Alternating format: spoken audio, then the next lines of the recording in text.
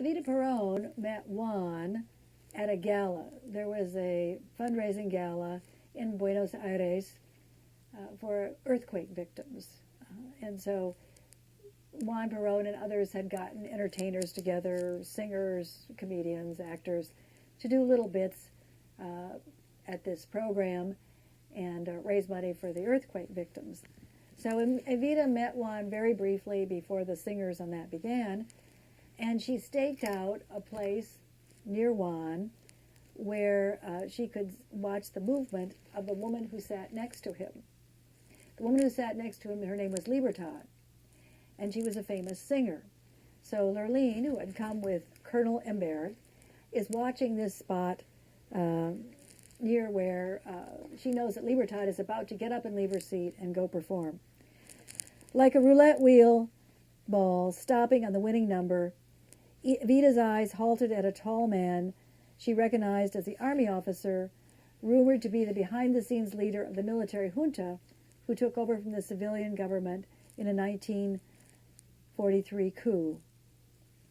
As the gala itinerary moved closer and closer to Libertad's musical portion, Evita again excused herself from Imbert's attentions, moving as near as she could to Colonel Perón without attracting undue attention.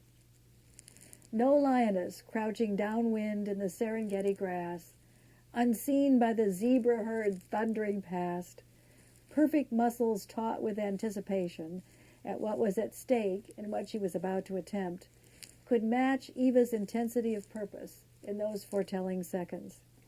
Eva's eyes never left the momentarily vacant chair next to Perón, or Perón. Evita understood, as ambitious, driven people do, that opportunity really does knock only once.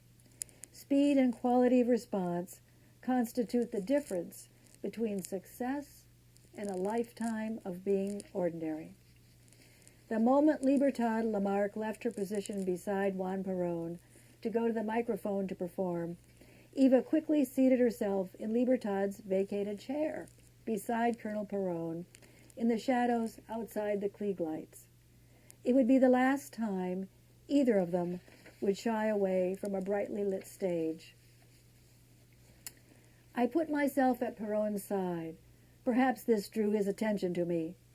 When he had time to listen to me, I spoke up as best I could, she writes in her autobiography.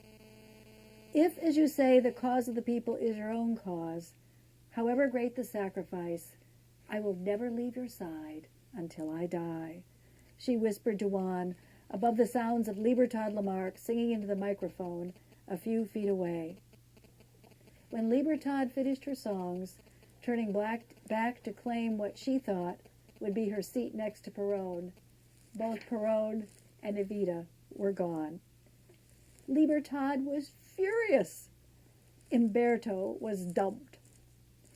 Eva Duarte and Juan Perón slipped away to a river island area called El Tigre, frequented by wealthy Buenos Aires residents on the weekend, but serenely quiet at other times.